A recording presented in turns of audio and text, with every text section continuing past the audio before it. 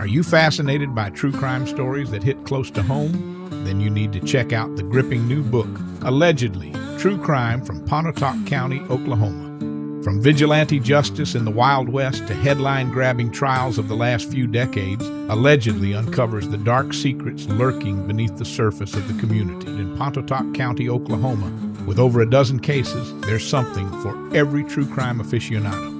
Available now in ebook, paperback, and traditional hardback at your favorite online store like Amazon, Books A Million, and Barnes & Noble, or your favorite library app.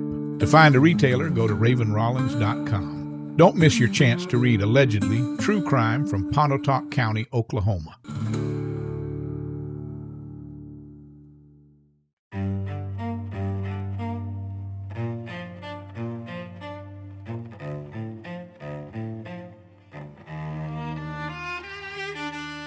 From chilling novels and psychological thrillers to horror short stories, film and screenplays, to true crime, podcasts, music, and the art of storytelling itself, Dreadfully Yours invites listeners into conversations with the minds behind the stories that stay with us. Hosted by author, audiobook narrator, and podcaster Raven Rollins, each chapter blends cinematic narration with intimate discussions exploring creativity, suspense, and the human experiences woven into dark storytelling. Welcome to the show where stories linger long after the last page. This is Dreadfully Yours.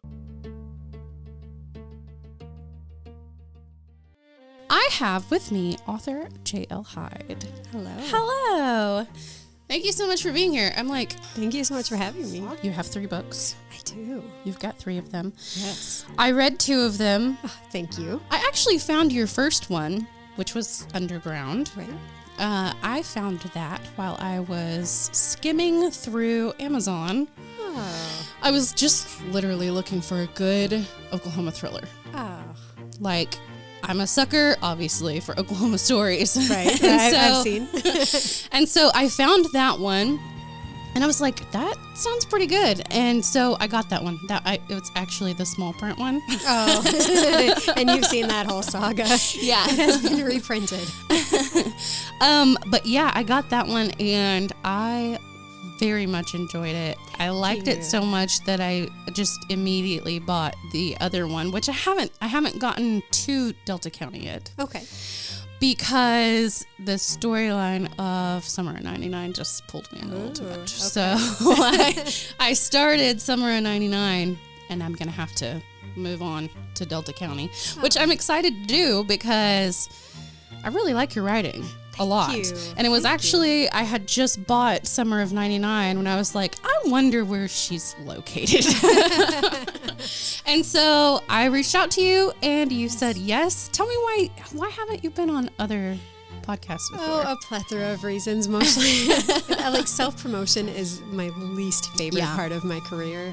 So I typically turn down the podcast invitations because I just can't imagine suffering through hearing myself talk for an hour. But after I got the invitation from you, I listened to a few of your episodes, and I told my friends, I feel like I could be friends with this girl. Yeah. I loved listening to you. I feel like we have a lot in common, and I said, you know what, I'm going to say yes. Awesome. So this is my first full-length podcast episode. Ooh. Yes, I've done like guest reviews on Okie Bookcast, but this is my first like actual guest spot. That's so awesome. Yeah, I'm so happy to be here. It's probably going to be very different if you ever do anything else. It'll be very different because we're basically you're actually my very first author I've ever had in the studio. Really? Oh, I'm honored. Yeah, I've had several guests in the studio, but you're my very first author who's not remote. And I was so excited about that because obviously I want to show I this gasped off. when I walked in the studio. It is like just my dream. And so I don't know. I thought that was really cool to have. Well, you're not from Oklahoma. No, not originally. Tell me, I've been here 8 years. You're from the Upper Peninsula of Michigan, okay, which is a very small piece of land north of Wisconsin and just south of the Canadian border. Oh my goodness. Yes. I've never been. Let's see, the most north I've ever been is Kansas City. Oh yeah, you need to come up. Everybody says that our tourism, department needs to hire me because I'm always telling people you need to vacation in the upper. We call it the UP, the Upper Peninsula, the UP of Michigan. It is the most beautiful place on earth. I know I'm biased, but that's so awesome. Tell me what the difference is. The biggest difference is obviously probably the weather, right? Oh, the weather. I was just home 2 weeks ago and we needed coats at night. So that was really nice. But I can't imagine. We're right in the middle of the Great Lakes. So there's water everywhere you look. And it's just beautiful. Waterfalls, state parks, hiking trails, bearable weather. It's just lovely. And where we're from, it's a lot of people joke that it's just kind of a slower pace. Everything's at a slower pace. We don't have chain restaurants. Oh, really? As I write about in Delta County. Oh, yeah. We don't have like big malls. We have to go to Green Bay, Wisconsin to go school shopping. That's awesome. Everything's just a little slower up there. It sounds kind of like my hometown. Everything's just a little... I've read a few books set in your hometown. Yeah. I haven't had the pleasure of visiting yet. Those probably weren't the best ones. Yes. Might not have painted the best picture, but... Probably didn't. But, so I wanted to ask you, since you have so many books, and we're not here just talking about just one, we're hanging out. We're just kind of hanging out here. Is there a real camp? Yes. That inspired Summer 99? There is a real camp. Tell me about it. Yes. Because I never got to go to camp as a kid. Oh. I mean, I went to a church camp, but I think that's so different than There was camp. a church camp up the road from Yeah. this camp. But so all of the emails that I get from readers, half of them are from people that said, oh, I went to a camp that was so similar. Thank you for writing this. It brought back memories. And the other half said, I never got the opportunity to go to summer camp. So thank you so much for writing this. So it was inspired by the camp I did grow up going to. It was called Botawagama. And I changed the name because no murders have occurred on the grounds to the best of my knowledge. And since I knew I was going to make this a murder mystery, I switched it up a little bit because Delta County primarily has accurate real places, had actual restaurants. Right. The hometowns are all the same. But for Summer of 99, I used fictional towns and fictional camp just because I got so much feedback from Delta County from people thinking that it was not a fiction story. And I didn't want that to happen again to these lovely people who own the camp. So I literally did have to put a disclaimer in your book that says no one was murdered here. And, I do have the disclaimers in the beginning of my books that these are not factual events. And I still get emails, even with Underground, did this actually happen? That's no, so this is crazy. all my books are complete fiction. For my listeners out there, I'm just going to read you a synopsis and then we'll just talk a bit about the book. How about that? Sounds great. All right. So I really liked this one, by the way. Underground. I don't know now that I've finished Summer of 99, which one's my favorite. But. Oh, thank you. So you have your main character, Lindy, and she has gotten an opportunity, her husband has, and they have moved to Oklahoma. Now, I found a lot of parallels here in your life, so It's a few. we'll talk about those. So after relocating, she spends her newfound free time with her online group of true crime enthusiasts, and she even makes a real-life friend from the group who happens to live in Oklahoma. I think that was a True Crime Society. Correct. Shout out. Love True Crime Society. And then they quickly become friends. They meet weekly and have drinks. They drink coffee, discuss the latest headlines. And then they kind of find themselves in the middle of some true crime. like a real life mystery. Mm-hmm. And so that's all I'm going to tell you about that, because you got to just read it. You know what I mean? Go read it. Actually, and before I go on, you can find all of these books and a little bit more about JL on our website. You can just go to www.thesirenspodcast.com/author alley and find it all there. So tell me, how much of this came from your real life? Because the more that I get to know you, like we became friends on the Facebook. Yes. And the more I get to know you, I'm like, man, it's like basically like she took her whole life and just put it on the page. Well, they say write what you know. Yeah, exactly. Well, my mother's name was Lindy, so the main character is named after my mother. I did see that. Yes, I found that out. That's so awesome. I really, I'm not from Oklahoma. I did relocate here, and I did have a very, very stressful 2 decades in the restaurant industry with some not so great bosses. So that is all accurate. Which was what Lindy did. Which is what happened to Lindy. Yeah. And I also am a member of True Crime Society. I am true crime obsessed. And I have made several real life friends on the group. And that is pretty much where the parallel ends. Oh, and my boyfriend is very much, he works in tech and works entirely too much. So that is definitely a parallel. And then you're like, how crazy would it be? Yes. If I just found myself in the middle of a crazy missing persons mystery. You actually set a part of this, a portion of it is set in the underground tunnels of Oklahoma City. I have actually never been. So, and that's what's so fascinating to me. And I even write in the book that this happens to the character where she lives there for a while before anybody even tells her about the underground. And that happened to me. I think I was here for 2 years before somebody told me about them. I'm like, this is amazing. Why aren't we talking about this more? I found out in your book. Really?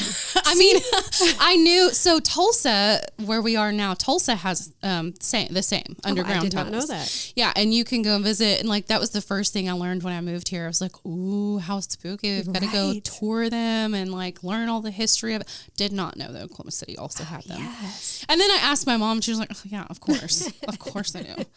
And they're amazing. And they're amazingly spooky, too. And from what she says, it's like they have them. There's a portion of them, which I think that you actually describe in your book, where they have just a bunch of lights and stuff going down through there. So each tunnel is a different color neon light. That's cool. Yes, it's amazing. And in its heyday, there were several active restaurants down there, a post office, coffee shop. I think since in the last few years, most of that has closed down. They had a post office? Oh, yes. Isn't that crazy?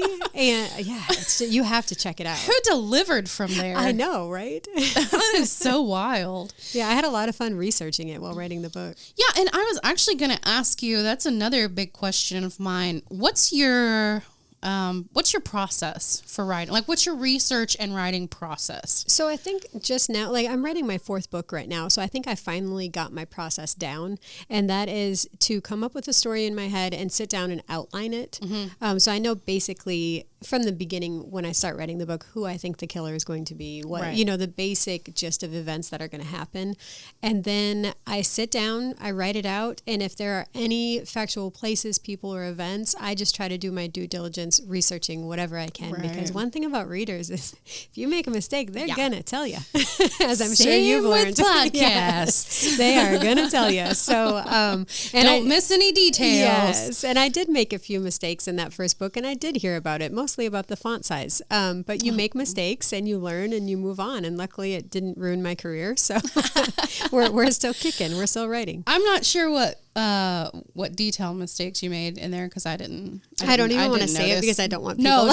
No, don't say it because flipping to that page. I just want you to know I didn't notice. Thank you. Whatever it was. I think 98% of people didn't notice, but those 2% are very vocal. Yes. Yeah. They're the ones that literally email and you go, did you know? Yes. In case you didn't know. Thank you. Yeah. And you just thank them for the feedback and move on. Yes. That's so funny. So the crazy part is I'm an avid reader, and I often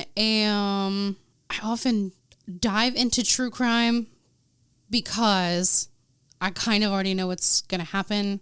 There's not much of a whodunit, unless it's cold case, missing person, something like that. Sure. But for the most part, you're not going to pull one over on me, And so I'm always weird about the crime fiction that I jump into because usually I have already got it pegged in the first couple of chapters. And I want to say, for those of you listening, I've now read 2 of these, and both times you got me. Yes. Both times. Good. I was suspicious at the end of Underground. I was very suspicious, and I had maybe 2 suspects nailed down. And then I was like, oh, okay, that one makes sense. But then with Summer of 99, I was like, what? Well, now I'm anxious for you to read Delta County. Oh, so no. Hopefully I'll get you again. Yeah. And like, I don't know. I just loved both of these. Summer of 99. So let me just tell you guys a little bit.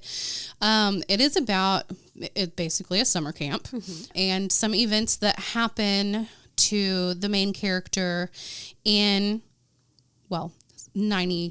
7, 98, and 99. Yep. But the big thing happens in 99 at this summer camp. And you kind of do a really good job of taking us from then to now in each chapter, back and forth. And so we get to kind of see where this main character is now, what they're doing in their life now after this tragedy has happened, and then kind of lead up to it in other chapters in the then section. Like I said, I did not see it coming at all, at all in any way. And I kind of got upset about it because I'm usually pretty good at pinning this stuff down. And I was like, oh, you pulled one over, and then you pulled another one over, and I'm just going to let, you got to read it to figure that out. But you pulled it over just in the last page. I was like, oh, how could she? Well, how could she do this to me? Well, as a reader, that's what I love. I love when author pulls one over on me. But as a writer, it's tough because it has to make sense. Yes. You have to go back through your entire book and make sure that makes sense. Yeah. And it does. It all does. And that's why I'm always like, oh, well, I don't want to read the new, whatever novel, because I'm just going to know. Right. I'm just going to know. And so when I read Underground, I was like, okay, let's see if she can do that again.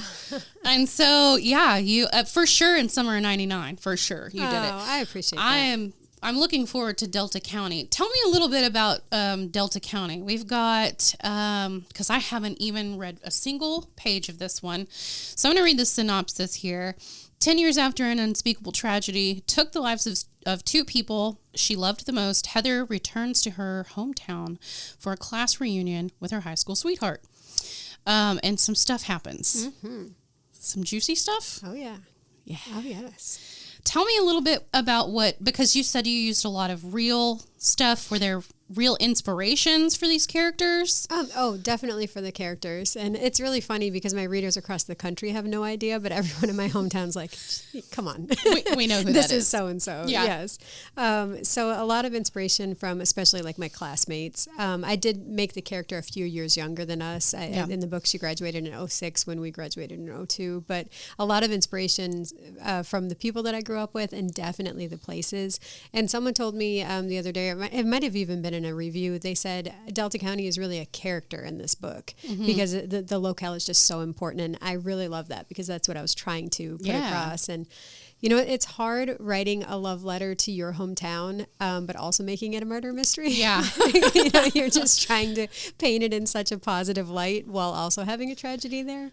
Yes. I could imagine that was probably really hard to do. It was hard. And, unlike Ada, we don't really have a whole lot of famous crimes in Escanaba, Michigan. So it's really hard to write these things and not make them so far-fetched. Yeah. So I really try to approach every story as a completely normal, relatable lead character that gets put in a very unrelatable position. And actually, the audiobook is coming out next week for Delta County. Ooh. So for those who don't have time to sit down and read a book, did you do it? I did not. I did not, but I very much trust the woman that did it. Sounds fantastic. And she's actually going to be doing all of my books going forward. Oh, awesome. So Summer of 99 is in production, and then Underground is in pre-production. Ooh. So they all should be out within the next couple months. That's awesome. Yeah, I can't wait. It's my first kind of venture into the audiobook world, so I don't even know what to expect. All right. So obviously, there's got to be somewhere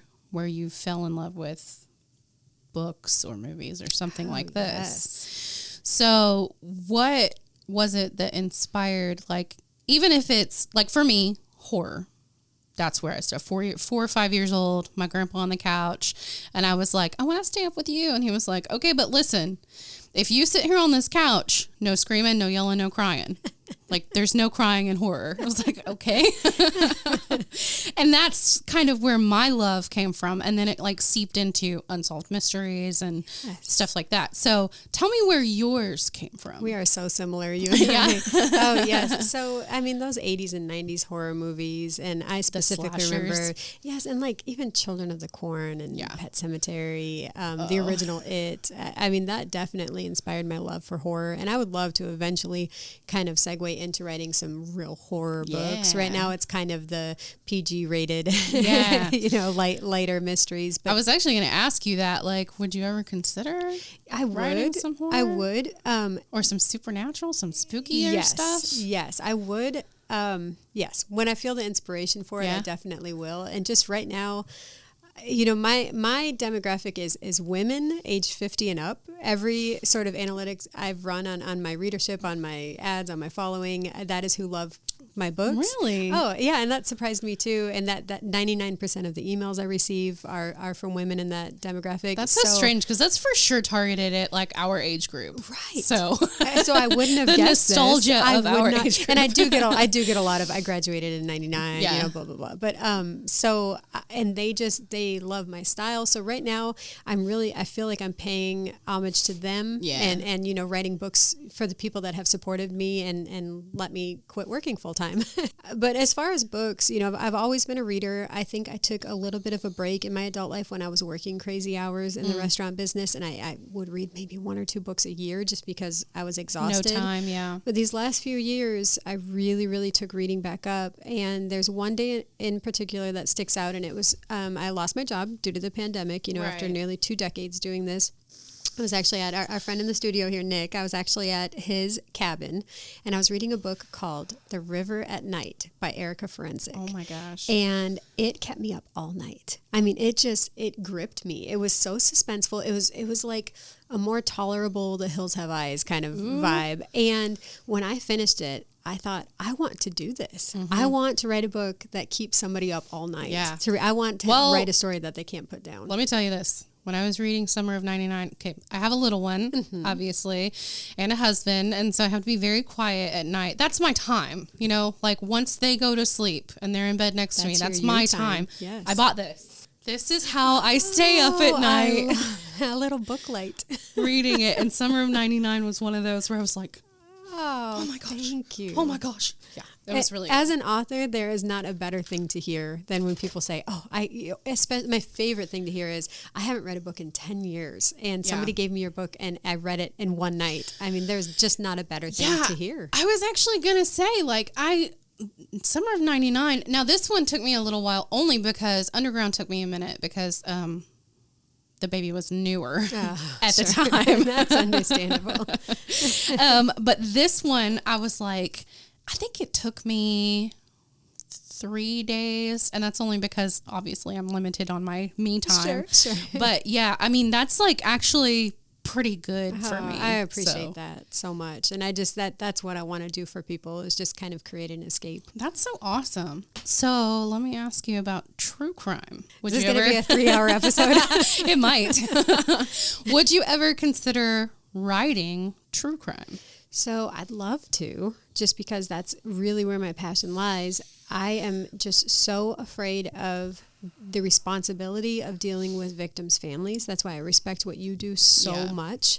And I feel like I would be so consumed with the accuracy, with showing respect to the victims' families and to the victim, while also, deep diving into what in the world is going on into the mind of a criminal without glorifying them. I just don't think I'm ready for the responsibility.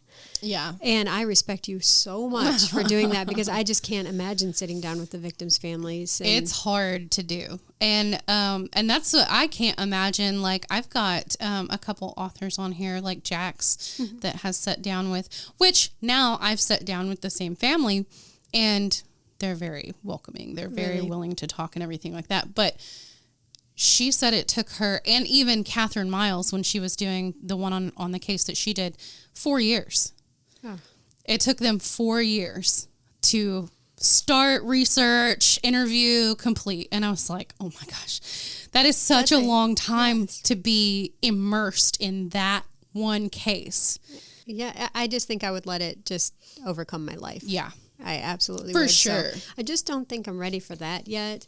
But I love what you do, and I love also hearing about the Oklahoma cold cases that you work with, because I feel like they really give a voice to these underreported crimes and underreported victims. And I would love to do that. Yeah. Specifically, maybe in Michigan or northern Michigan cases, some victims or some missing individuals that haven't had the coverage that they deserve. Yeah. I would love to do that in the future. Yeah. But I think it's going to be time when I'm just mentally ready to deal with that. It's one thing to be a true crime fan. It's another to work in the industry. I will say that. Honestly, even with writing fiction, when I was writing Summer of '99, I think I watched every summer camp horror movie there is. And I started to have some weird dreams, man. Some real weird dreams. It comes through though too, and you have a lot of that's why I say I feel like that was written for me, because I was a kid in the 90s, and some of the references you make, I was like, oh my God, I remember that. That makes me so happy. But yeah, I really got a Camp Crystal Lake sort of vibe from it, for sure. You know what's really funny is the town that the summer camp was in is called Crystal Falls, and I almost named the book Camp Crystal Falls. Yeah, and then I didn't want people to so think I was close. ripping off Crystal Lake. It's very close. That was the original working title. Yeah. What do you remember the first thing that kind of sparked your true crime interest? Yes. Luckily, my parents aren't alive to hear this, because I think I was probably in sixth or seventh grade, and somebody gave me an old, tattered copy of Helter Skelter. Oh my and gosh! I remember, sneaking it in my room and reading it and thinking, I cannot believe evil exists like this in the world. I just couldn't believe it. And then, reading a few books on. I think after that, I kind of segued into Murder in Greenwich. I don't know if you remember that with the Kennedy. Yes. Yep. And I just became obsessed. I mean, just absolutely obsessed. And then while my mother was still alive, she and I would watch coverage of the JonBenet Ramsey, murder. Yeah. And I just remember being captivated. And she subscribed to all these, little tabloid magazines, and JonBenet was on the cover of every tabloid, awesome. And it's all we could talk about. And and then OJ, and of course. You just growing up in the 90s, these are the cases that just, if you're in love with true crime, this is what really shaped you. Yeah, for real, because those are the ones that we saw on the news. Exactly. We lived it. Yes, exactly. Yeah. We witnessed in real time that Ford Bronco. Oh, yes. So it's a lot of these things, you're like, how could you not be into true crime? Yeah, I don't understand. And my sister's not, so she does not understand. That's so strange. Yes, and it's just I can't get enough. And it's not, I know a lot of critics of the true crime obsession say that we are glorifying the criminal, but we're not. We're just so fascinated, learning what makes somebody, normal like us, who we would never consider hurting another human being, what is different in their minds. That just fascinates me. And I also feel like if we don't figure it out, it's going to keep happening. Exactly. And I said this to somebody the other day. If we could figure it out and we could treat criminals to not do this anymore, can you imagine how lovely it would be to be a woman? I know. We wouldn't be afraid to go camping or be in a parking garage or a dark alley at night. I'm telling you. It would be a different world. Yeah, I couldn't imagine and this is why I think most of us, especially women, are so fascinated with true crime, because we need to know, number one, how did this, what kind of situation was she in? Yes. That I can avoid. Yes. And then we move on to, okay, well, it's obviously not her fault. I mean, Of course we want to keep ourselves safe, but what's wrong with that guy? Yes. Let's figure out what went wrong there, and maybe we can nail that down. Exactly. I saw something online the other day that really resonated with me, and it said, as a woman, every time I tell a man all the precautions that I have to take to stay safe, they look at me like I'm crazy. But every time I tell a woman, she tells me another story that makes me add another precaution. It's not enough. That's just the truth. I know, exactly. It's wild. This whole genre is wild. Yes, it is. It is, but it's just fascinating. Yeah. It is. And that's why, I know that some of the authors that I have on are not true crime writers. Sure. But you can't write a crime novel without knowing true crime to begin with. Absolutely. I mean, you have to know where to take it, where to go, what in reality is probably what's going to happen. So, I mean, they go hand in hand. Oh, and true crime cases are what inspire my novels. I think the premise of Underground was inspired by an episode of Dateline I watched. Oh, really? Yeah. Oh, no, it was, I'm sorry, Delta County. Yeah. One of the deaths, we won't give anything away. One of the deaths in Delta County was inspired by an episode of Dateline I watched. That there was such debate over whether the death was an accident or a homicide. And I thought, could you imagine being in that position where you can't even prove that it was a homicide? Oh, yeah. I think those are the ones that fascinate me, too. Oh, absolutely. I mean, obviously, you know, we're all of us, all true crime fans are super into serial killers, one way or another. Of course we are. Because for me, I actually think you said this same thing to me, which is why we're so similar here. But it's, you know, it's the ones that hide under the radar, the ones that just get away with it for decades, sometimes never even found. Yes. But, you know, you find them and they're just some average looking guy. Normal, like BTK. Yes. I mean, even Ted Bundy, with a John wife, Wayne Gacy. with a kid, with a home, with a job. And that's what fascinates me because, you know, you hear all these theories that there are active long haul truck driver serial killers right now because it's so easy. They cross state to state every day. And I think these people have wives and kids and normal lives and families. I mean, that is just crazy to me. Yeah. And back in that day, it was like, well, that was the beard. That was the cover up. Yes, you know, that was what kept them off the radar. It's like, oh, he couldn't have done that. Yeah. He's got 2 kids. Exactly. What? But now, what kind of thinking is that though? Like anyone can do anything at any time. It could be your neighbor. Yes. It for sure could be your neighbor. Yes. That's so crazy. Oh, let's talk about your tour.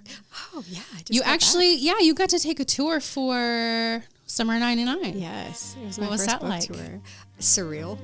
Just really. Where did you get to go? Okay. You got to go back home. I got to go back home. And so I had some dates so Michigan's in 2 chunks, the Lower Peninsula and the Upper Peninsula. The Lower Peninsula is what you know, like Detroit, Grand Rapids, you know, Kalamazoo. And so I had a couple of dates in the Lower Peninsula simply because book clubs had booked me to speak to their book club. So I thought, well, while I'm here, I might as well do a book signing. I don't care if one person shows up. Right. And I took advantage of it because I could see my college roommates and see some old friends. And so I did a book signing at this winery that was on a farm in the middle of nowhere in a town I had never been to or heard of.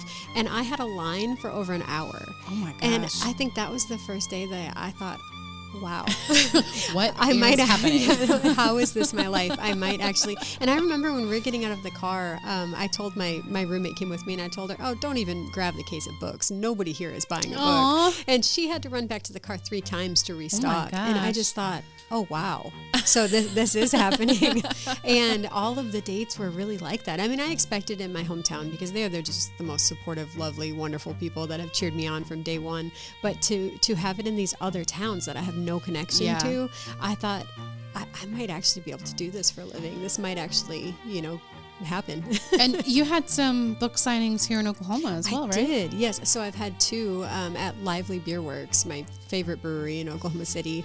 And I was very surprised by both of those events too. And just people saying, oh, I follow you on Instagram, so I bought your books, or, you know, and everyone is just so kind. Yes, and I get a whole bunch of, you know, my sister's mother's cousin told me about your book because her daughter went to high school with you and they live in California. It's just insane how much word of mouth can help you and I both in this business. It's just insane. And so it's something for a person with anxiety like me, especially social anxiety, these book signings are very stressful. I can imagine. And I am always sick before they start. And I think nobody's going to show up, and if they do, they're not going to be nice. And then afterwards, I mean, after several of them, I have cried from relief. Just oh my gosh, you just never expect it to go as well as they do. Yeah. So I try to tell people how grateful I am at any chance I can get. This is just the life that I've dreamed of having for a while. It's awesome that you get to do this. Like, not a lot of people. Here's the weird thing. I know the pandemic was a horrible thing, but for some of us, especially you and I, we got to just kind of dive into something that we love, and it's turned into this full-time gig. Yeah, I mean, how cool is it? And I think that's what you and I just have so many similarities. And I think you and I are both like, I cannot believe I'm doing this for a living. No, And I try to take a couple minutes every day and just stop and be grateful and say, this is the life you dreamt of having when you're working 70 hours in a hot restaurant. And Exactly. getting screamed at by customers every day of the week. Oh my gosh, This yes. is the life that I dreamed of. I don't have a boss. I don't, I am my boss. I get to, and I always say this to my friends, like waking up and deciding how I get to spend my day is the greatest joy of my life. Yeah. It's unreal. I know you wake up and you have all this anxiety about all the things that you need to get done for the day, but then you're like, like 3 years ago, I wouldn't have even imagined. Exactly. Oh, I have to go get the office ready for an author to come in. Like what are you talking about? It's a different kind of stress, and also just like being able to leave my phone home when I go places, because as a manager, I had to be accessible at all times. So leaving my phone behind is just I can't get enough I of haven't it. checked it in like 3 days. Oh, how great is that? Right. That's awesome. So you do this thing on your Instagram, which where can they follow you at? Book and beer review on Instagram. That should tell you everything. So It's right there in the name. you basically read books and you drink beer. I sure do. And you review both of them. I sure do. I sure do. And so it's really fun to follow because, not only do you write great books, but you also recommend great books and some good beer. And so you have brought someone with you today from... So Lively Beer Works. This is my very good friend Nick, and he is the co-founder of Lively Beer Works in Oklahoma City. Hi, Nick. Hello. Best beer in the state. Tell us a little bit about Lively Beer Works. Yeah, so I'm going to go into my salesman voice because Okay. that's just like how I get through the story every time. So me and my co-founder, Patrick Lively, we started in 2018. Before that, though, we ran Anthem Brewing Company, and he worked at Coop, and I sold everything from Guinness to like Nicki Minaj Moscato before that. Weird. Yeah. And Jack some of all weird stories trades. with it, yeah. And so in 2018, when the laws were changing, we decided to open up a brewery and go from there. Obviously, things changed when 2020 happened. We opened the tap room 2019, end of 2019, so we had 3 months of taproom sales before anything shut down. So it's been a climb. Actually, we met through the beer industry, which has been really cool. So she was the first place we ever poured Lively beer, was at a restaurant she was managing at the time. Awesome. Yeah. That's pretty cool. Their launch party there. Yeah. So tell me what you guys make. Oh man, we make a little bit of everything. You brought me something. Yes. Yes, You- we did. I got some goodies. Listen to the clank Yeah, of you them. hear those Yeah, cans? sorry. So this is our amber lager. This is the second beer we ever released. Me and my co-founder, we're always in like dive bars way too late drinking amber type beers with really bad whiskey. And so we decided to brew our own, and so that's the amber lager. The other one is our Mexican lager. When we were building the brewery, this gas station next to us, all they had was Pacifico. Yeah. And so we would just drink like a 12-pack before it got too warm. And so it's just kind of been in our system ever since. So yeah, 2 super easy drinking beers that are 2 of our cores. That's so awesome. So what I'm going to do, I'm going to take it from you when we're done with this episode. I'm actually going to review one of these. Your book and your beer. Perfect. Did you know him when you were writing Underground? Yes. Is that a little inspiration there? Yes. So the main characters in Underground are Mick and Callie, and Nick's wife's name is Hallie. Nick and Hallie, Mick and Callie. She is a blonde. She does roast coffee. That is where the similarities end, though. Okay. So please don't read this book and think that Nick is an awful person. Yeah, I'm not. I get asked that a lot, how direct the inspiration was. But no, I just wanted to thank them since it was at his lake house where I kind of got the inspiration to be a writer. So I thought I'm going to name these characters after them. And they both read the book and said, You even have a lake house? yeah, his parents, yes, yeah. It's just beautiful. You'll So- get that when you read the book. Right? You'll understand the twist You'll there. get it then. Okay, so there was one incident that I kind of wanted to bring up in Underground. Okay. And it was when they were making the trek to Oklahoma. Okay. And they stop at this little gas station. And there's this super creepy dude there. Yes. I'm just guessing Because I've had an experience like that. Yes. I'm just guessing you've had an I have experience had like a similar. It wasn't quite as dramatic, but we really were traveling with our dogs. I really did have a very strange man approach me when I was with my dogs, and so I have 2 German Shepherd mixes, and I very much pretend that they are more aggressive than they are when I feel. Oh, for sure. when Yeah. I feel uncomfortable. So that definitely stemmed from real life experience. I can't do that with mine. He's a little fluff ball. Oh, So, and he's got no teeth. I have one of those too. You kind of show all sides of crime, like and how uncomfortable it can be to just be a woman in these. Let's say these times, in all of time, Right, in all right. of time. How many stories do you have just floating around? Just in my head. in there. So right now, the book that I'm writing is a sequel to the last 2, to Delta County and Summer of '99. It's tentatively called Midnight in Delta County. Awesome. That's the working title right now. After that, I do have an idea for the next one. I'm trying to put out a book every spring and every fall, so 2 a year. Cool. And so I do have an idea for the next one. But there is one that has been in the back of my mind for 2 years now, and it is set in a very small island where I live. It's called Mackinac Island, and I am not going to write the book until I can afford to go stay there for a month. Yeah. And just deep dive into the island and all of its people and write a book there. But I already have the entire plot. Oh. But I'm going to do that as a reward to myself when I can afford Yeah. to go stay there for a month. And if there are any listeners that are familiar with Mackinac Island, they know it's the most magical place on earth. There's no vehicles allowed, so it's just horses and bikes. Right. They're known for their fudge. It is just the most beautiful place on earth. It's my Disney World. That sounds awesome. So I'm going to get you to Michigan by the time we're done with this. I'm totally willing to go. I think I was telling you, I've never really been out of Oklahoma. Of course, I've been to Texas, and I've been barely into Kansas. You need to keep going north. I've been through Arkansas because I went to Memphis, Tennessee once. Oh, sure. Arkansas is a beautiful state. I lived there briefly. That's about it. Well, we need to get you up I'm very north. sheltered. You're going to fall in love. I'm very southern. Well, when you're on your podcast world tour, we'll make sure Oh, you yeah. have some stops in Michigan. I'll do it. So Delta County has been optioned. Yes. Tell my listeners what that means. Well, I had to learn what it meant. So it has been optioned for film by a couple gentlemen in Hollywood. I hope I can read it And- before that happens. Yes. Well, I think with the pace that these things move, I Yeah. think we've got some time. But right now, all that I know is that it's being pitched to studios as a 10-part miniseries. Ooh. Yes. That sounds And they awesome. give me, regular updates on how it's going, and it's sounding good.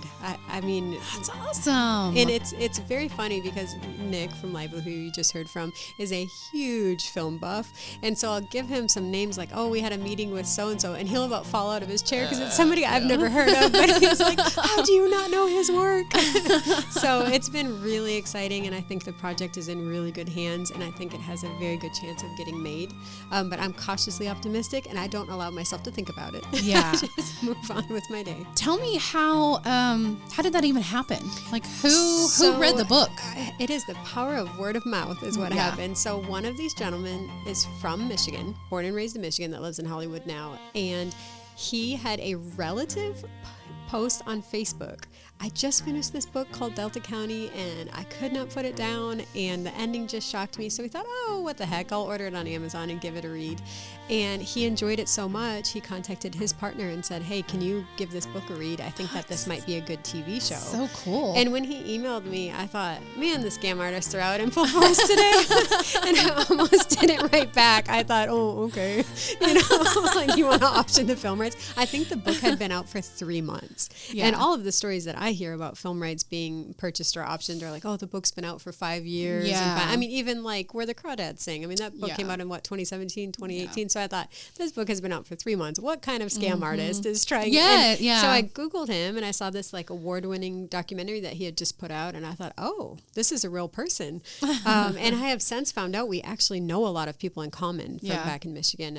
So I completely trust him, and I have faith that I think it has a good chance of getting made. That's so awesome. It's surreal, and Congratulations. Thank you. I'm more excited for the people in Delta County Yeah. than I am for me, because how cool would that be for them to sit in their living rooms and It's very watch cool. Delta County? Oh, well, I mean, the only The only thing that I even have to reference, of course, is like The Innocent Man. You know, Yeah, but I hate to keep bringing that up. I know, but it is really cool to be able to see your hometown on television. And see the spots that you grew up in. It's very surreal. Yes. You're like, oh my gosh, I know where that's at. Right. Like, I know what that used to be. I know what that is now. Yes. Like, it's very surreal. So that's the hope I have for Delta County. That's really cool. We'll see. And if nothing comes of it, I am still happy. I'm just thrilled that somebody even thought enough of it to option the rights. So it's pretty that's cool. so awesome. Thank you. Congratulations. Thank you so much. I really appreciate you coming here today. Oh, I appreciate you. This is the coolest studio I've ever seen. I mean, I don't want this tried. for my room. I tried. Very is cool. definitely my sanctuary. I come back here to get in a good, it's weird. I say get in a good mind space because I literally have like horror stuff on the wall. I've got serial killers on the wall. It's like, it's definitely a horror all themed kinds of room. books in It's here. just it's very cool, very cool. And your book collection is just amazing. I do. Yeah, I have a bunch of books. What's really cool is I was kind of the same way. The first one, the first author. You are literally the only author I've ever reached out to myself. That is so cool. And I'm so everyone else, like they've reached out to me and I was like, what kind of bullshit is this? Like who's You're like trying to me. scam me on this one? Yes. And then, you know, you email back and then they're like, okay, well, we're going to send you a PDF of a copy of the book before it comes out. And you're like, oh, all right, do that then. And then you get it and you're like, oh my gosh, okay, hold on a second. Oh, how cool is that? But I still try to buy all of my authors' books, everybody who's on the show. So I've got all three of yours. Yeah, that was a shock when I walked in and saw all three of mine displayed. Thank you. I am an author, Well, but if we're going to be friends, we've got to have similar hobbies. I know, right?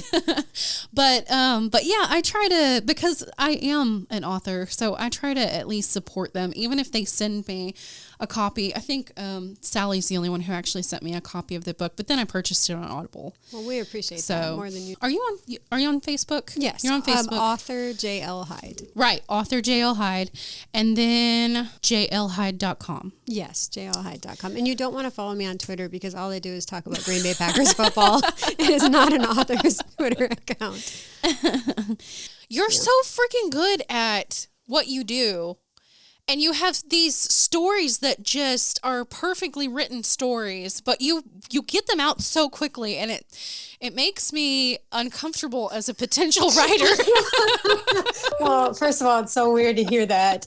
So thank you. But you have to remember, I have the luxury now of doing this full time. So it's just making it a little bit easier. It used to be, you know, before my bartending shifts or after, or when I could get a free minute here and there. But now I try to treat it like a job. And not, you know, because it's so easy to think I have nowhere to go today. I could watch Netflix all day. Yeah. It's a trap. It's a trap.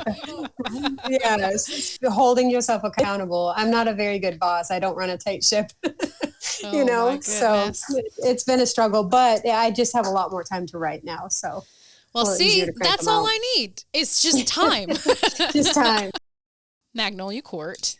Yes. And it has nothing to do with any of the others, right? It does not. And I've been answering that question about 5 times a day. I should have put like not Delta County related on the front. Yes, completely unrelated, new set of characters. New set of characters.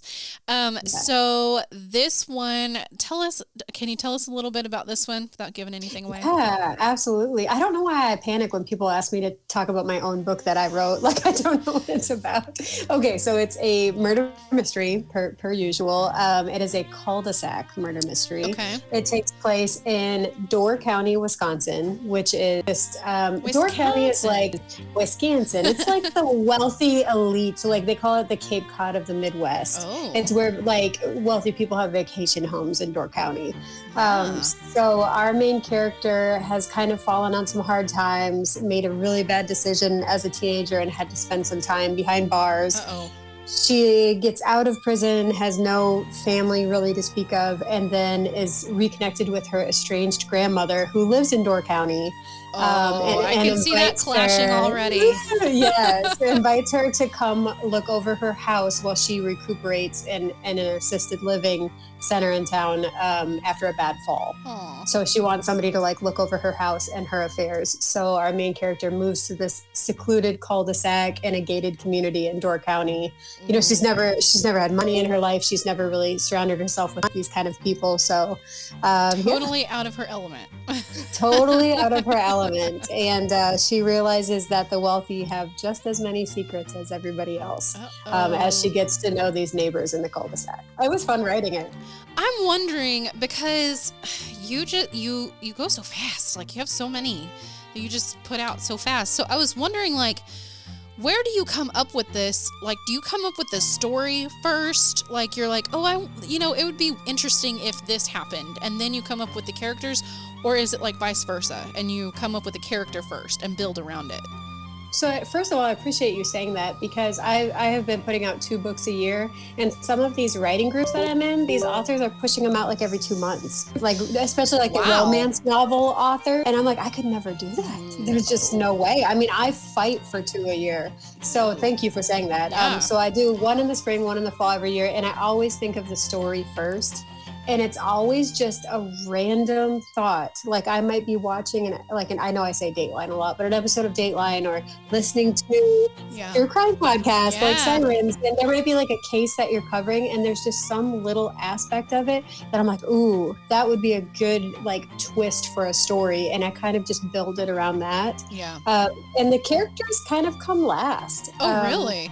Yeah, they really do. I kind of think of the story first, and then the characters that I want in that world. Do you like timeline things out? Do you like write it all, and you like structure everything out, and then you like flesh around that? How do you do that? I do, and I do it just kind of as a guide. Like, I want her to arrive at the cul-de-sac. I want her to discover this. I want her to discover this. But without fail, when I'm writing, like about the 50 to 60% I way through the book, I just kind of veer off, and I think, oh, but what if this was her uncle, or what, I just think of these twists that I never had planned out. And there hasn't been a single book I've released that the ending is what I planned on writing. Oh, really? Not one time. Wow. Yeah, just write it. And they say, you can't edit a blank page. And that's the truth. There are days where I just sit here and beat myself up because I can't think of anything to write. And now I've just gotten into this phase where I just write. And it might be crap. I might come back the next day and think, oh my goodness, but at least there's something to edit. There's a story there to edit. And I think you're not a writer if you're not embarrassed by your first draft. No. I come back to it and I think, what was I thinking? That does not sound good, but at least there's something there to work with. Yeah. So that helps a lot. Tips for fleshing out a character. Not even remember where I read it, but it has helped me beyond belief, is map out each of your characters. So I do like a little note card with each character, and then determine what is their favorite movie, what's their favorite cocktail, what do they do on the weekends, and make these lists and never include it in your book. Oh. Just have that. Yes, just have it in the back of your mind that you know this person, and it'll come out in your writing. It will come out. Okay. Yeah, All right. that's the kind of person that they are. Okay. Interesting. Yeah, ever since I read that, it just changes the way that I write characters. Okay, so then, secondary to that, so then I'm sure in all of your books, there's at least one character in there somewhere who's based off of a real person. Mm-hmm. Obviously, you don't have to do that for that person. You know that person, right? Right.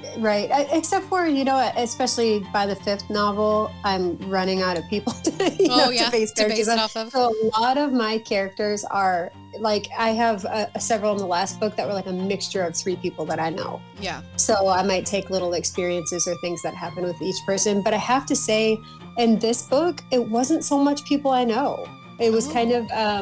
like there's this neighbor, Bob, in the character in the novel, and I keep on picturing Billy Bob Thornton when I wrote him. That's and funny. So I just kind of like wrote things I thought he would say or actions. So sometimes I like base them on actors. I don't know. Okay, so sometimes you cast out your characters before you even write them. That's kind of a good tip too. Like, what kind of character would do these things? Who would do these things? And then you can even pan out like mannerisms and stuff like that. It's just a weird feeling when you get towards the end because you do feel like you know them and you forget that they're characters that you created. Yeah. And especially towards the end with this one, I really got attached to a couple of the characters. So this one was a fun one to write. Okay, so some of your characters, well, I'm sure that there are characters that do things that you would never do. Mm-hmm. Do you ever find it difficult to write them doing these things because you're just screaming in your brain, I would never do this, don't do that? All the time. And it's almost like I get defensive. Like I want the main character to always make good decisions, but we can't always make good decisions. Right. And I actually have, I've spoken to a lot of book clubs now. And a lot of them, I don't want to ruin the ending of Delta County for anybody that hasn't read it, but one of the characters, the book ends with her doing something very out of character. Oh, yeah. So I get asked about that a lot. And I said, well, luckily you've never been pushed to that brink. Right. Where somebody has wronged you so badly that you lose your mind. And I think that's a good point, is that you never actually know someone because you could never know what kind of situation could be presented in which someone could act totally out of character. You just never know what people are going to do. That's the truth. And also my friends and the people that know me the best have kind of accused me of creating all three of my main characters in the last books a little bit like myself. No. And so I really went out of my way to make Ruby, the main character in Magnolia Court, nothing like me. Yeah. Nothing at all. I mean, she suffers from motion sickness. That's the, the thing we have in common. Nice. But other than that, I really tried. I mean, she just spent nearly a decade in prison. She has no family. She's really down on her luck. I just really tried to veer away from that and write a character that I'm very unfamiliar with. Which always opens new doors to new decisions and how someone else would deal with something. So yes. And I actually had the benefit of having somebody pretty close to me who did serve some time in prison. So I have her as my consultant for some of these things. And I've realized one thing is how sheltered I am. Oh, right. So you think with how much, how many of your podcasts I listen to, I'd be familiar. But and then just her talking about what it feels like to get out after years in prison, just things that we've never thought of, like their need for a schedule. Yeah. Because when you're in prison, your entire life is scheduled. So when you get out and you don't have somebody telling you where you need to be, it's a very strange feeling. And there's all these things I would have never thought to write into the book without talking to her. Yeah. So that's been really nice. I can see that. I can imagine that it would also be hard to make your own decisions once you get out. Yes. Because someone is telling you what decisions to make for years and years and years, and then no one is there to tell you. And I've even heard some people, I was listening to this thing about this wrongfully convicted man, and he was saying that the first thing that he wanted to do when he finally got released was he wanted to go to McDonald's. He hadn't been to McDonald's. He'd been in prison for like 18 years. And he said that he got to McDonald's, he walked in and looked at the menu and just had a breakdown. It was like bawling because he just didn't know what to get. He had no idea what anything on the menu was. He did not know what to get.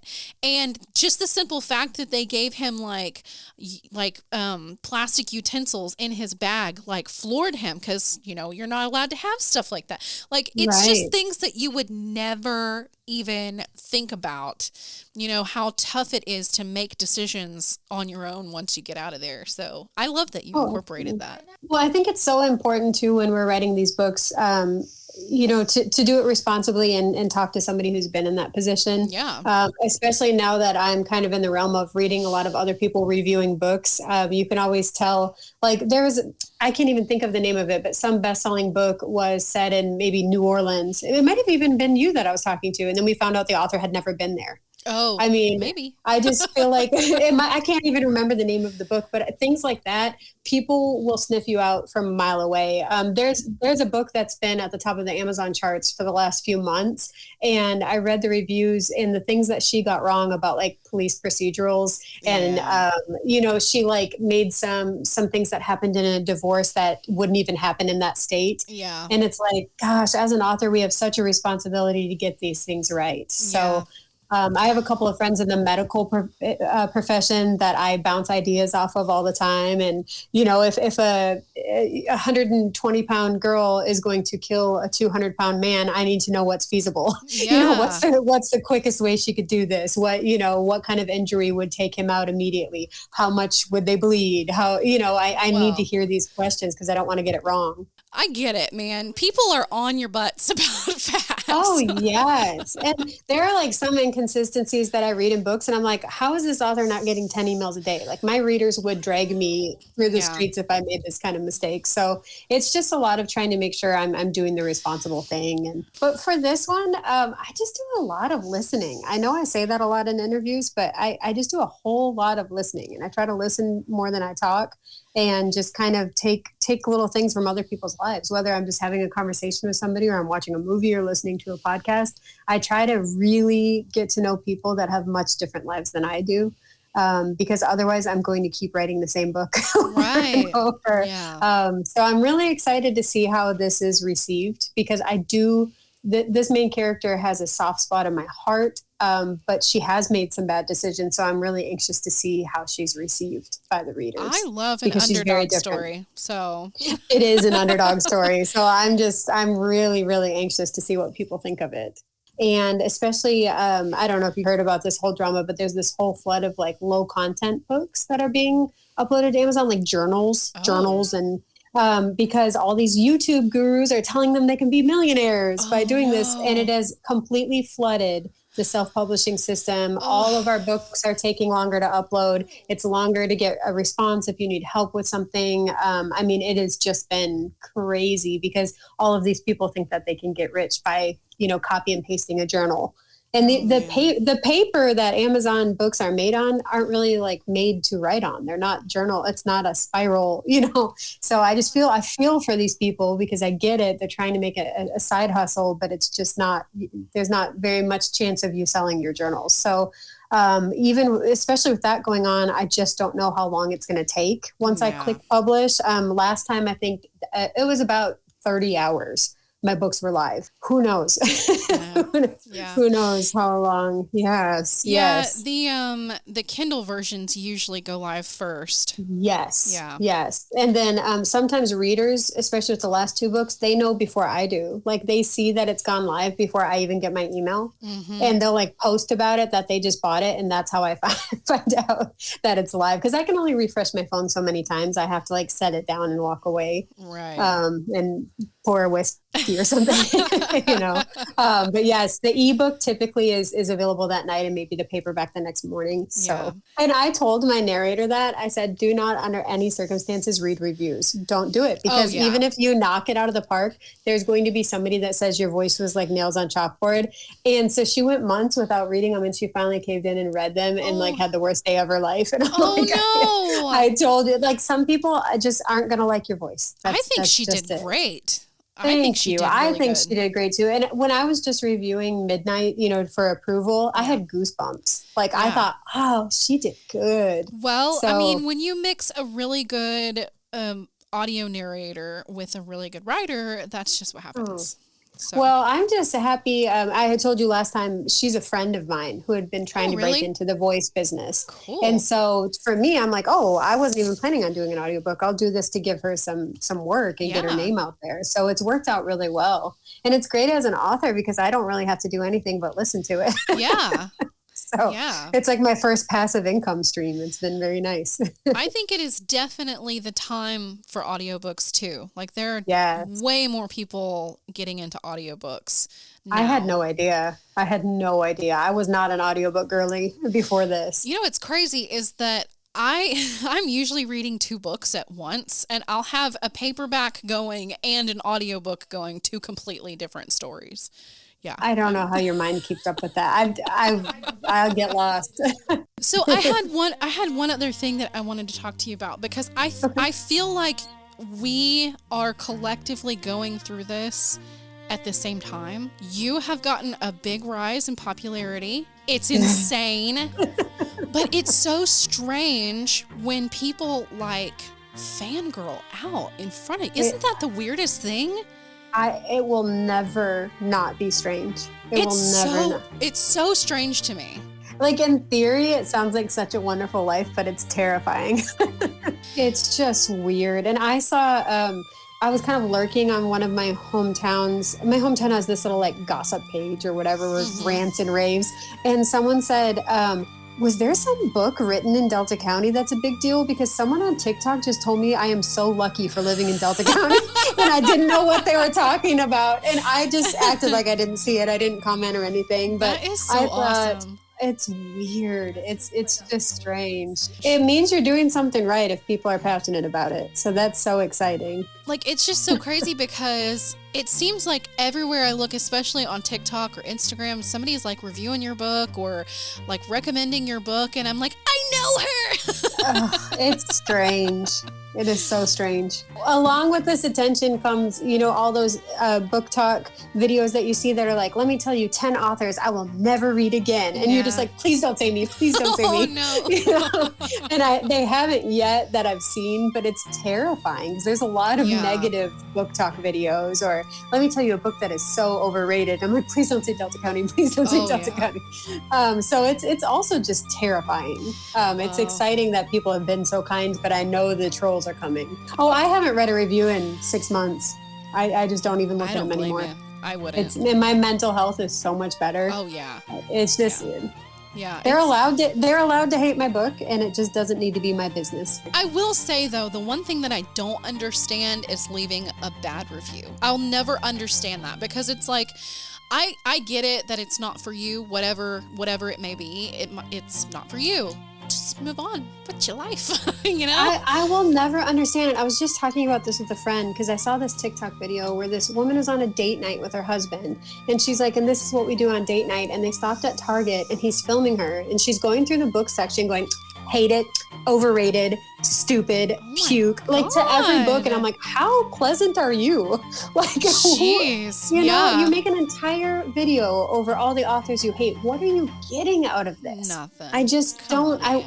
That mindset will be something I just can never understand. And it's not just me saying that selfishly because I hope they don't say it about me. It's about my fellow authors. I mean, it's one thing to just say, hey, this book didn't really work for me. Not a big fan. End it.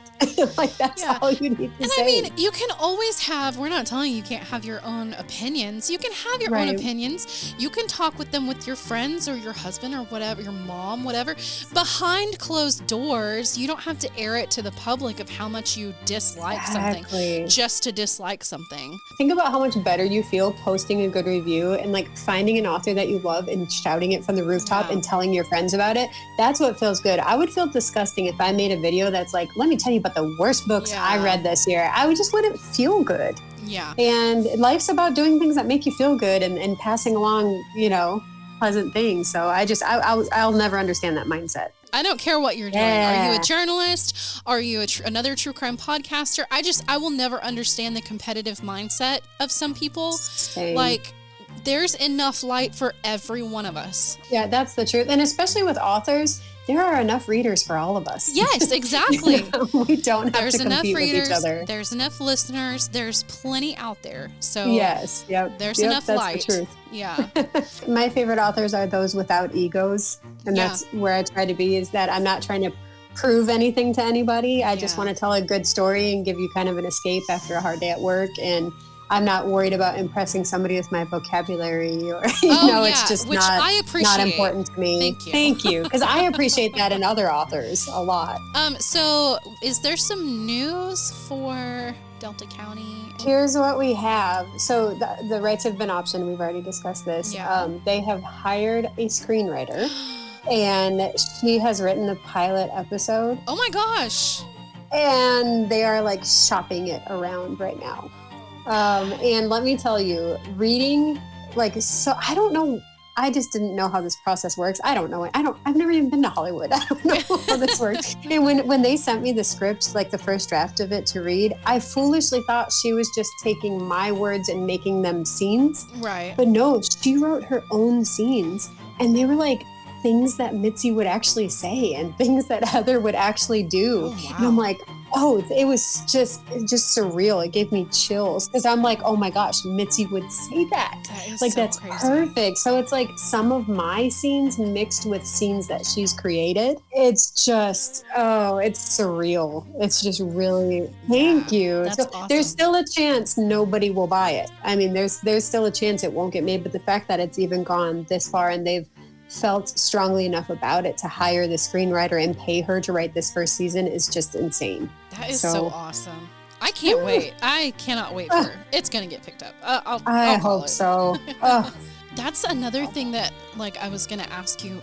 Have you thought about, like, who you would put in as these characters? We've spent just hours going over everyone, and like in the presentation that they give to the networks and to the streaming services, they have like, I mean, I call it a PowerPoint. I think they call it a deck. But this deck that they have like pictures of all like 5 actresses for each character, cool. just so that they can get the vibe. And it's just really weird because, like I said, I've never even been to Hollywood. I obviously have no connections in the business. So I'm like on the Zoom call with these guys and I'll bring up an actress and one of the producers is like, oh, I went to prom with her. What? I'm like, I've never even met a celebrity. Like, what? That- So it's just very surreal. Like they're That's all crazy. connected. They all just kind of like know each other from different things. And so in my mind, it's just like this pipe dream throwing out these actresses' names, but they actually like have a possibility of casting these That people is so if this cool. gets made. So that has been the most surreal part. So who do you see playing some of these characters? So my dream for Mitzi is Christine Baranski or Mary Steenburgen. I don't know if you know who that is. I could see her playing kind of that tight ass. Yeah, I love Yeah. that. For Frank, I would love either Peter Gallagher or Eugene Levy is actually who I had in my mind. I think he would play that role really, really well. And I cannot think of her name. The blonde from Glee. Is it Diana Argon? I think is her name. People have brought up her name a lot for Julie. For the romantic rival. Yes. So I need a good, beautiful blonde, kind of romantic rival to play that role. So we shall see. And then, Kelly is described as just kind of like a raven-haired beauty. So we've thrown around a lot of names for her. What about the husband? Ryan? Yeah. So the most exciting name that I have heard get brought up is Miles Teller. I just think that would be Oh my gosh, yes. Handmaid's Tale. The officer that is technically the father of June's baby, the one that still helps her out. I love him. His name is Max something or other. I picture him as Ryan. I just think he would be, and he's dating one of the Fanning sisters, like Ellie Fanning, I think. I found this in my searches and I'm like, her younger sister. And I'm like, is she old enough? And sure enough, she's like 20. Yeah. So that's his girlfriend. But I would love to see him play Ryan. I think he's got the right look. But as far as how much I have to say in this process, I don't know. I don't know. Oh, actually, as we speak, they just emailed me draft number 4 of the pilot. So that is so cool. It's exciting. I can't wait. Man, it's happen. surreal. I'm telling you. It'd be life-changing, but everything has been life-changing this year. So, Thank you. Like in my mind, it's a done deal. Oh yeah. That's like when I read your first book, I was like, okay, well, I didn't know anything about you. I just saw it on Amazon and I was like, well, it's set in Oklahoma City, so I'll give it a try. And then I was like, oh, okay. All right. And you actually had me suspicious of a completely different character the whole time. Good. Got you. And then I was like, okay, Miss J.L. Hyde, I'll try your next one. Yeah, I remember, I think I got a late night DM from you and you're like, you got me again. Yeah. Well, I hope I can get you again with the new one. Let me know. That's why I'm always so excited to read your books because I never see it coming. So yeah, thank you so much for being here. you. This was a lot of fun. It was a pleasure. You haven't even touched the charcuterie board. I've been eyeing it. I just don't want to have like cheese logged in my throat, you know? I know. There was a couple of, my husband does this every time. He's like, oh, you've got guests, so I'm going to bring in the charcuterie. And I'm like, okay, but we can't talk with our mouths stuffed with cheese. And of course we're going to eat the cheese. Yes, I'm going to fill my pockets on the way out, tell him. But Of course we are. But yeah, thank you so much for being here. This was a lot of fun. It was so much fun. And congratulations. Thanks. So if you guys haven't read the books yet, you can find JL on Amazon, and you have a website. Yes, jlhyde.com. Boom. Go find it. Go get them. Thank you for listening to this chapter of conversations with some of our world's dark storytellers. This story may be over for now. The next chapter is always waiting to be written. Until then, Dreadfully yours, Raven Rollins.